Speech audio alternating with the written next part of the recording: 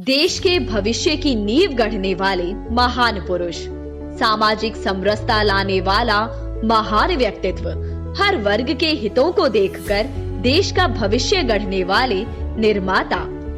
ऐसे महापुरुष की जयंती हर भारतीय के लिए उत्सव है। किसी भी महापुरुष को सच्ची श्रद्धांजलि उनके शब्दों, विचारों और संदेश को फैलाकर ही दी जा सकती है।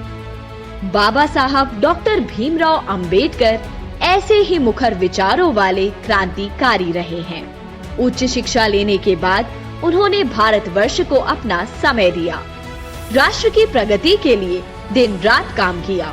उनके विचार हमेशा प्रेरणा के स्रोत हैं। उनकी लिखी पुस्तकें, उनका शोध कार्य आज की युवा पीढ़ी के लिए भी मार्गदर्शक है। ऐसे ही एक विषय पर उनके शोध कार्य के बारे में आज बात करेंगे, जो विषय आए दिन राजनेताओं की चर्चा का केंद्र बन जाता है। यह विषय है भारत में आर्य और अनार्य।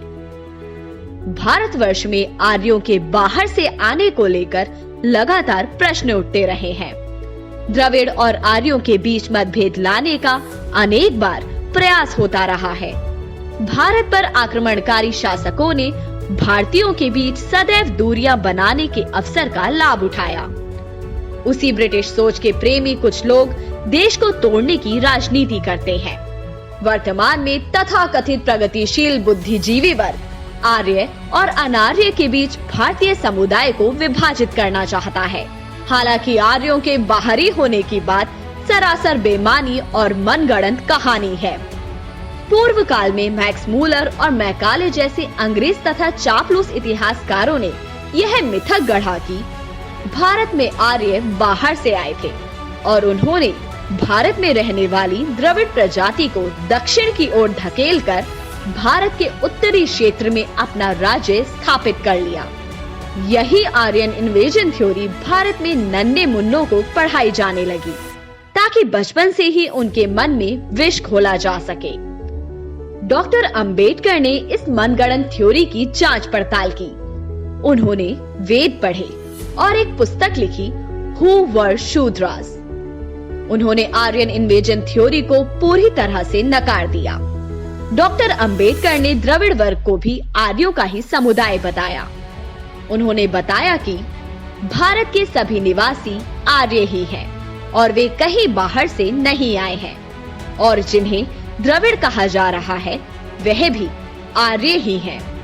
बाबा साहब ने एक और पुस्तक लिखी, राइटिंग एंड स्पीचेस, जिसमें उन्होंने बताया आर्य एक जन समुदाय का नाम है। जो चीज उन्हें आपस में बांधे हुए थी वह एक विशेष संस्कृति, जो आर्य संस्कृति कहलाती थी। जो भी आर्य संस्कृति को स्वीकार करता था वह आर्य था। आर्य किसी नस्ल का नाम नहीं है, इसीलिए काले और गोरे दोनों प्रकार के लोग आर्य समुदाय में थे, जिसे वर्तमान में हिंदू कहा जाता है। हाल ही में ये मामला तब भी उठा जब अयोध्या मामले को लेकर सुप्रीम कोर्ट में सुनवाई चल रही थी।